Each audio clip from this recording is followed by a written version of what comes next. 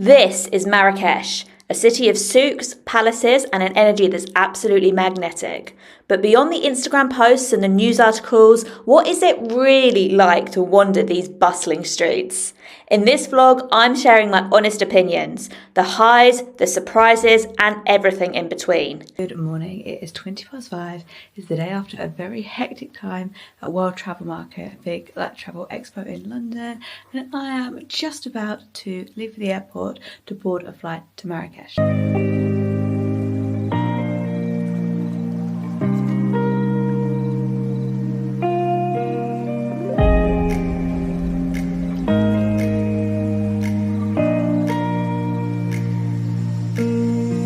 We've just landed and the passport control in Marrakesh is meant to be busy today. I've heard a lot on social media, but I've also had a notification from Jet2 saying to prepare for it. So it's currently 1:40. We've been told that it could take an hour and a half. It is 2:56, which means we have been waiting for 1 hour and 15 minutes. We are finally through. Now to get an eSIM.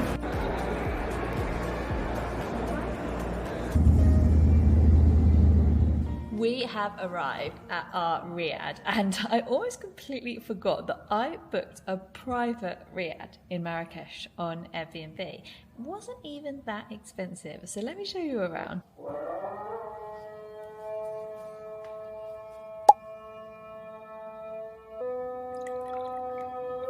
So let's begin outside.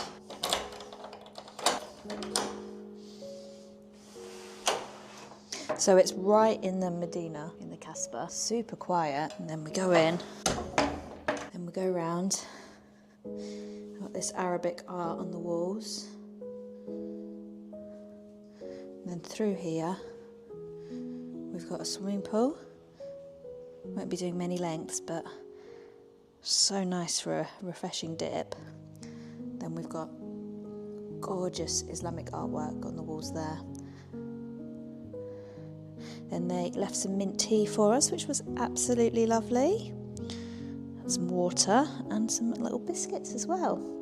This is the seating area here. So this is where we came when we first came in and had our biscuits. Not that I've had any actually. Just a nice relaxation area, although there is another one through here.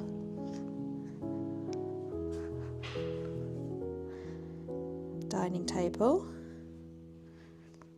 and then around we've got another seating area, and they've even left a few books. There is a kitchen, although I don't think we'll really be using it much. I think we'll be out enjoying Marrakesh's amazing restaurants, but there's literally everything you need here. They've even left a bit of coffee, sugar, tea. Actually, that looks more like spices up there. Even tagines up here. But I think we will be having tagine cooked by experts rather than attempting to cook ourselves. So let's go upstairs, which is where all of the bedrooms are. So this is a 4-bedroom Riad. It's only me and my mum staying here, so we were only using 2 of the bedrooms. And got this sort of winding staircase with some more artwork. Down to the pool. We've got 2 rooms that are done up. So here is room number 1. Such gorgeous detailing in just everything. Like this table has such magnificent, so ornate. I mean, this looks like another bed. Could be. Then here we've got the actual bed. Haven't done a bed test yet. That's pretty comfy. It is quite firm, but not super firm. So I think that's quite suitable for most people. So both of the rooms that they've done up have attached ensuite bathrooms.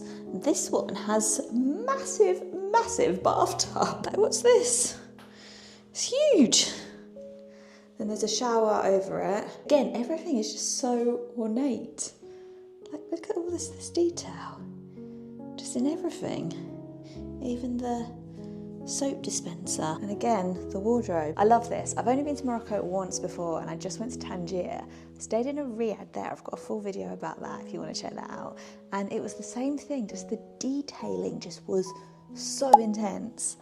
Anyway, this is the second bedroom. So this bedroom is a little bit bigger. Ready? That one feels slightly softer. So a couple of ranges of mattress, but also very comfortable. I don't think there'd be any complaints about that one. Loads of detail again. Look at this wardrobe, it's just magnificent. I haven't actually probably looked in the space. We're staying here for 4 nights, so I don't think I'll unpack a lot, but good to know what there is. Love the disco effect. And then here we have another area. Yeah, lovely. Shower here. I don't have the full amount that we paid for this to hand, but I will include it in the end of the video. I'll include all of my expenses for the whole time in Marrakesh, because I know people find that quite interesting. And I'll include the link to this Airbnb in the description. So if you want to book this, and I would really recommend it, then check that out. And I believe you could probably have up to 8 people staying here. So when you divide it by 8 people, it is a really good deal. I always forgot this bit. There's also secret little area up here. Oh, it does get warmer when you get up the stairs.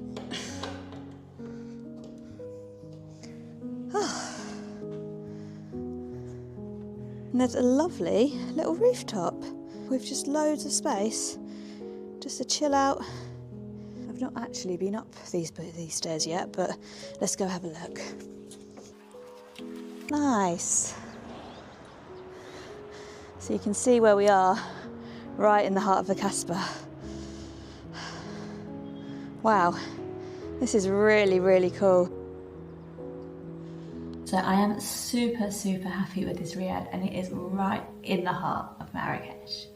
It was really easy to get here in the end. I am doing a bit of a collaboration with a tour company here, which I will talk more about in subsequent videos. The guy who I'm working with picked us up. However, the riad can arrange transport to and from the airport as well. SIM card wise, I did have a look at eSIMs before I went, but I need quite a lot of data and they were quite expensive for Morocco. So I decided to get one here. I ended up paying 20 euros for 20 gig of data, which isn't cheap. I don't know if I could have got it cheaper outside the airport, but it wasn't too bad for the convenience. From my research, Morocco Telecom seemed to be the best one to go for, which is what I opted for in the end. Now, we are very hungry and also very tired. We've been up since 5 AM. So we're gonna go have a little walk around, hopefully get an early dinner, and then come back and have an early night before all the excitement begins tomorrow. I'm literally so happy to finally be in Marrakesh. I can't believe I've never been here before. I've been to Tunisia, Algeria, Sudan, Cairo a couple of times, and I've been to Tangier in the north of Morocco, but I've just never made it to Marrakesh for some reason, so I'm very happy to be here.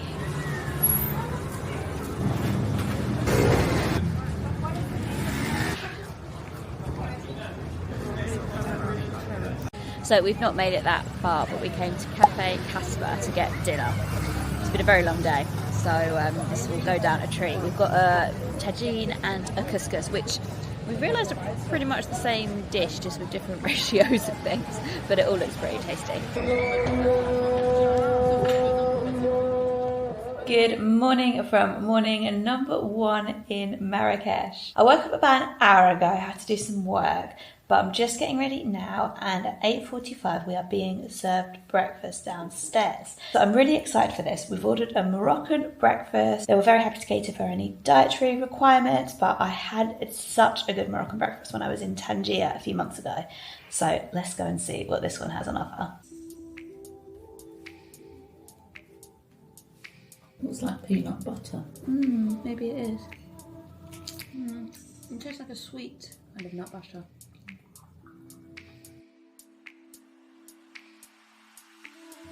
So we are just heading out for our tour of Marrakesh. We're going to check out a few of the more visited places this morning and then go to a few of the hidden gems this afternoon. Morocco is down there, and the Medina is mostly residential.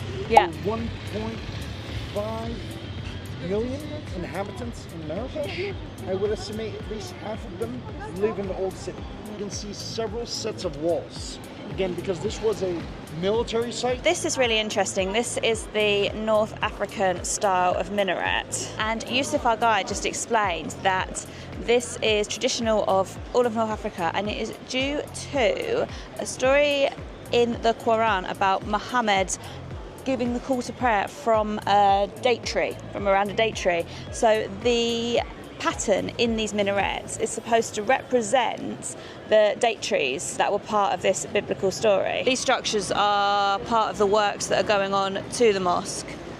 This is because of the earthquake that Morocco very sadly had about a year ago, and there's still a lot of work being done in the city to maintain and repair some of the buildings. This was really the entrance to the official palace's military area of Marrakesh, Bab Agnaw. Gate of the Black Ram. Yes, yeah. Bab Agnaw. Bab the Agnaw. Black Horned Ram. Black Horned Ram. You might not be able to see just here, but you can see a view of the High Atlas Mountains here, and they go up to 4,000 meters right here. And it's a huge mountain chain. When we were in Algeria, we saw the Atlas Mountains there. There's a bit that goes into Algeria and also into Tunisia. So really one of Africa's biggest mountain chains. So we have come to the first mosque in Marrakesh, and this is actually where the city was founded. So this is a 12th century mosque, and what is really interesting about it, I'll just flip the camera around and show you. So this was the foundations of the original mosque, and this is the current mosque. When the original mosque was built, they realised that it wasn't quite pointing to Mecca. It was about 5 degrees off. So they had to get rid of this and build this. So this one is now in the correct place. 100 years before the construction of the Kutubiyya, anywhere from 1064 to 1071, all the bigger, more well-established cities in Morocco were up north. And this area was literally described by some writers and historians as a arid, inhospitable plateau. But what made the economy, the wealth of Morocco for a very long time, as far as recorded, even before any recorded history, up to the 16th century, was the caravan trade. So all kinds of goods coming from all over the world, things like spices coming from as far as China and India, salt and gold coming from sub-Saharan Africa, all these goods came overland. So we're talking groups of rugged men on a trip of a lifetime with donkeys, mules, camels, things like that, loaded up with goods. They had to cross the Sahara Desert first, you know, just from Egypt to here. Yeah. 5,000 kilometers, so months if not years of travel. Yeah. They were literally like hopping from one water point to another. Yeah. The last leg of the trip, once they were going to get to Morocco, was making a life through the High Atlas Mountains. So again, snow in the wintertime, wild animals. You have to imagine a donkey or a mule loaded up with goods, you know, trying to get through like these narrow footpaths. So once they made it across the High Atlas Mountains, they naturally landed in this plateau. It was a major crossroads, and it was generally warm, and you had water here, and originally the caravans used to camp all around the region. But the problem is those cutthroats or those thieves came into play, probably local tribesmen that used to attack them and rob them of all their valuable goods. So the authorities decided to build a single stone fort there. That's the ruins we see on the other edge over there. It was just a military complex with a fort, a local governor's palace, and a little mosque. We literally called it Qasr al-Hajar. Qasr is palace, Hajar is stone. So it was the stone palace, and those buildings are what marked the foundation of Marrakesh. They built those to protect the whole region where the caravans used to camp, and then when they built those buildings, we can safely assume that the caravans started regrouping around this site, probably looking for security, but probably looking to meet other caravans, do some commerce, etc. And that's what marks the foundation of Marrakesh. So this is where it all began. This is the first square of Marrakesh. We are going to go up to Jaffna Square in a moment, which is where the most famous one of the time. Kutubiyya must remain the This highest must be, building. yeah, and that's to preserve the color of Marrakesh. Yeah, They literally call it the Red City. the Red City, yeah, But it goes back to the original building materials. So I'm just in front of the Kutubiyya now, and a really interesting thing about this mosque is that it was actually built by the same architect as the Giralda in Sevilla in Spain. I'm going to go to Sevilla in about a week, so we'll see it then. And the other really interesting thing is the name Kutubiyya comes from the word book. and lots of people would pass through the city and they would bring books with them and they'd actually rent them out. And it's thought that maybe the money to construct the mosque comes from a book market that was in the square.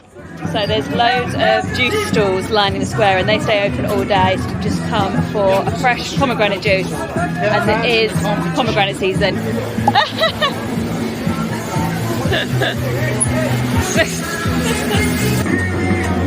Okay, bye! Bye!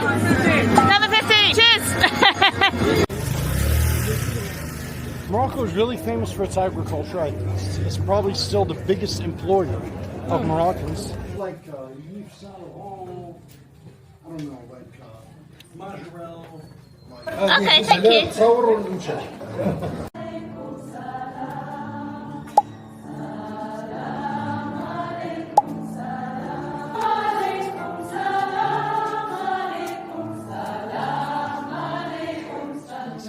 So you see a combination of cement with earth and clay, and then a lot of the families, actually, when they got bigger, they started breaking down their homes into smaller, apartments or just little rooms.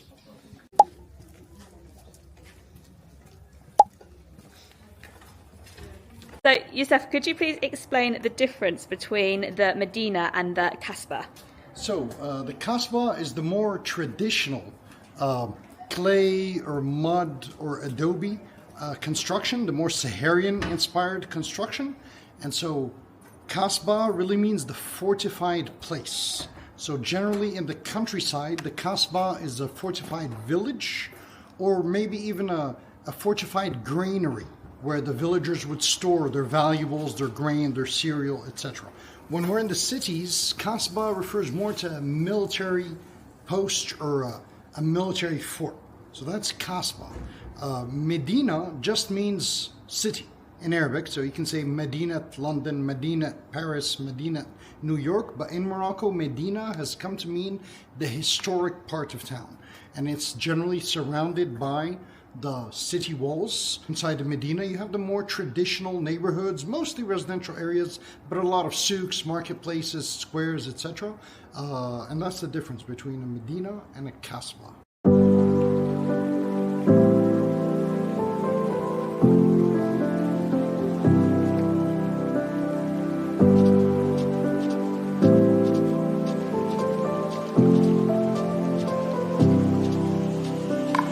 We've come to a traditional bread kitchen. I've got some bread here to try, but it's very hot at the moment, so I'm having to balance up my nails, but it looks delicious. Bread oven is an essential element of any Moroccan neighborhood.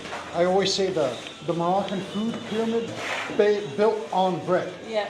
Like some cultures have pasta and rice, we eat bread with everything. Yeah. Like originally people would make the dough at home and they bring it to these guys to cook. So here you have somebody's bread. Look on your left here. Somebody actually made their bread at home and they brought it here and they cooked it for them. Oh, cool. But nowadays, because less and less people make bread at home, these guys make their own production of bread in the back there. That's what you see here. Yeah. And that's what you have behind you here. Yeah. That's what they sell to all the little restaurants, and you can come and buy your bread and everything here.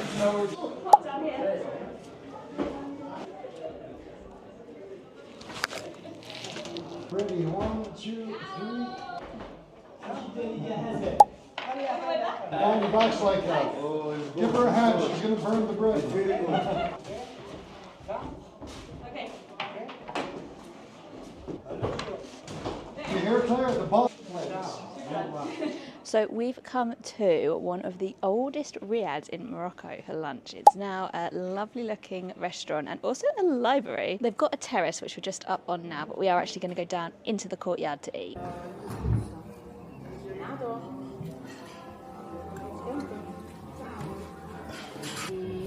Just swirling round and round.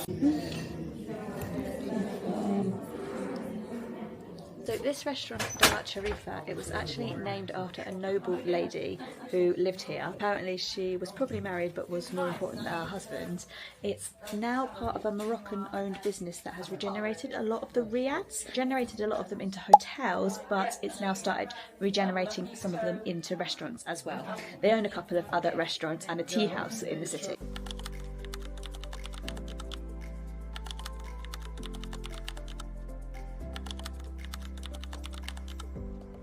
we've come to a fadouk, and this is similar to a caravanserai, which you'll find a lot on the silk routes in Central Asia. This is where the caravans of people who were travelling along the silk routes would stay, and there would be rooms upstairs where they could stay and also some rooms downstairs. And there's even a scales which was tested up by my mum, which is where a lot of the goods were weighed.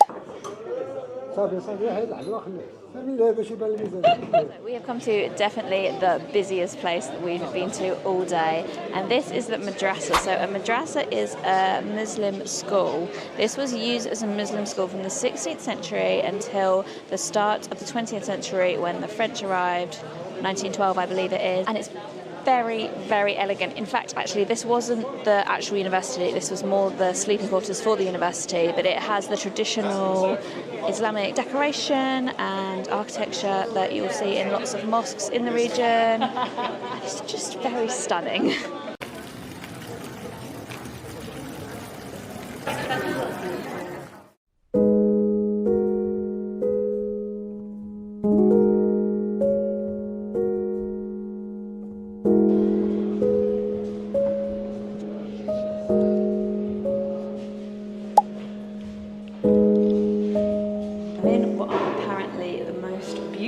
Toilets in Marrakesh, and you can even see the loo itself is pretty nice, but let me go and show you outside.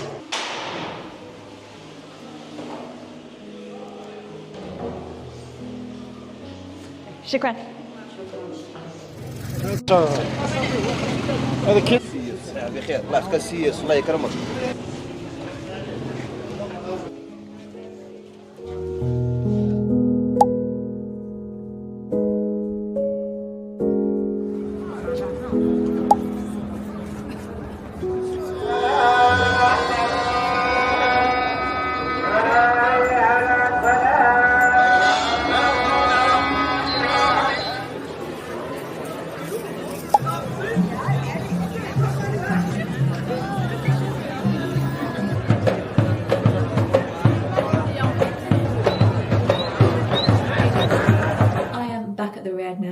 Just done my skincare and I think I'm gonna go to bed pretty soon, try and catch up on some sleep. It's only like 9, but I have been a sleep deprived person the last week. I'm trying to like find somewhere I can set you up a bit better. How about here? I had honestly such a good day in Marrakesh. It was so cool, not just seeing like the city, but also really getting into the nitty gritty. And I chatted to so many people. Everyone was super, super lovely. Honestly, Moroccan people are just so nice. I went to Tangier in August and I put a video up about traveling to Morocco as a solo female, and I addressed in it that I had heard some like preconceptions about Morocco not being safe for solo female travelers, and I spoke about how I felt completely safe, like way safer than I felt in a lot of other destinations all over the world.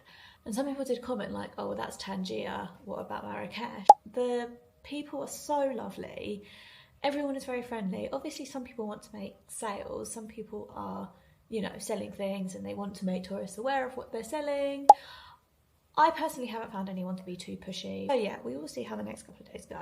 And I will obviously give my full honest opinions as I always do. But honestly, I do not understand how this city could be perceived as not safe, because genuinely it feels safe. Like, it's a bit hectic with all the motorbikes, and it's obviously different culturally, but actually the culture is so much warmer and welcoming than most cultures in Europe. So in that aspect, I'd say it feels safer. Anyway, those are my thoughts for right now. I will be filming a different video tomorrow, but I am going to pick this one up when I'm in Marrakesh in the evening, and the same for the day after. So I will be resuming this video, but also do stay tuned for my video tomorrow because I'm going on a day trip from Marrakesh. So on that note, I will go to sleep now and I will pick this video up a bit later on.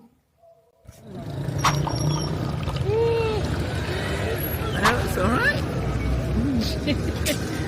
We are back in our Riad in Marrakesh after another successful day trip. I'm going to be talking about all of this in my day trips video, but as we're back in the lie, I just wanted to try out the pool.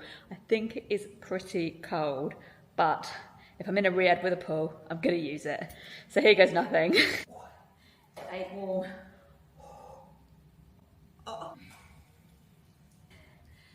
Let me tell you, it isn't warm, but I can imagine on a summer's day in Marrakesh, Saeed, our guide earlier, told me that it got to 52 degrees in August this year. I can imagine that this is a very welcome respite. In November, it's just about warm enough to dip in, but I think I'm gonna get out now, it is quite cold. Right, dip complete. I'm arming myself with my laptop and I'm gonna need some water as well. And I'm gonna sit on the terrace for a short while and try and get some editing done.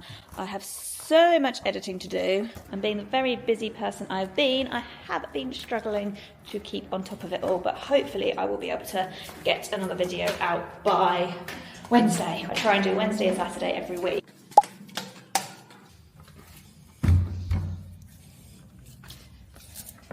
Oh yeah.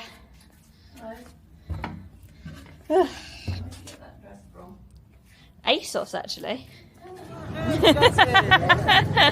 Nous voulons aller à l'hôtel Mamounia. Ça coûte combien?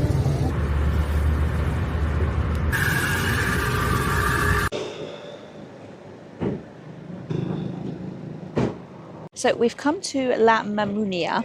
This is one of the fanciest hotels in Marrakesh by far. Winston Churchill actually once stayed here. We've only come for a drink. We're not haven't moved hotels or anything, although our Riad is very nice. It's got a bar. It's not cheap. Take off a zero and subtract a little bit for euros, but you are paying for the experience. Aperol Spritz is 350 dirhams. That is about 30 euros. So there are some lovely gardens here. We were told that they were closed, but they seem to be just about open. So I'm just taking a little stroll while I wait for my wine to arrive.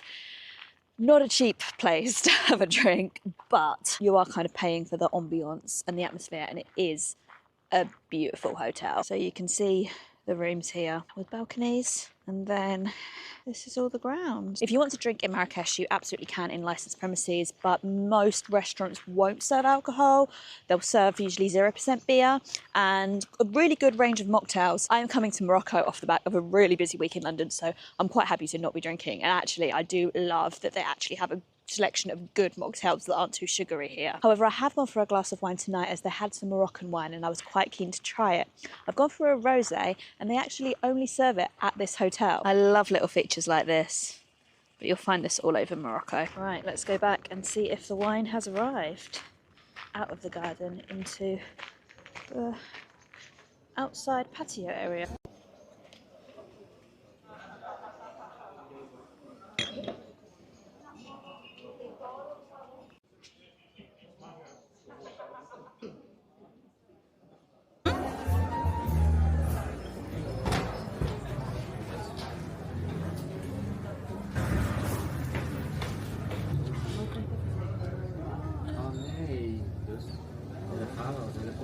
I'm actually in Fez now. I didn't have the chance to properly round this video off in Marrakesh, so I thought I would just do it now.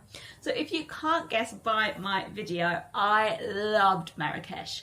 Just everything about it was just a bit of me. I loved the culture, the people were so friendly. I liked all the food, although the veggie options are a little bit repetitive, but still very tasty. The mint teas are amazing, and I just love the culture, and like all the buildings are so beautiful. It's such a friendly, warm culture, and honestly I do not know where people get the idea that Marrakesh is in any way unsafe or unsafe for solo female travellers. Like, I've been to Tangier now and I went to Marrakesh, and both places I felt so welcomed. The people have been so friendly. I would feel 100% at ease being there on my own as a solo female traveller, and I don't know why. I have heard that people have said that Marrakesh isn't safe for solo female travellers. I would say it is one of the top places that I've felt safe in. So please, please, please, if you are thinking about going to Marrakesh and Morocco in a wider sense, please do seriously consider it, because it is a magical country and just everything about it was just so wonderful. And yeah, I'm actually quite sad I've left. quite want to go back already, but I am very excited to explore Fez. And yeah, we'll see what it brings. I'll be recording my day in Fez and also my last day in Morocco when we drive up to Tangier with a stop in Chef Chowan on the way. So do stay tuned for all of that. Subscribe if you haven't already, and I hope I will see you next time. Bye!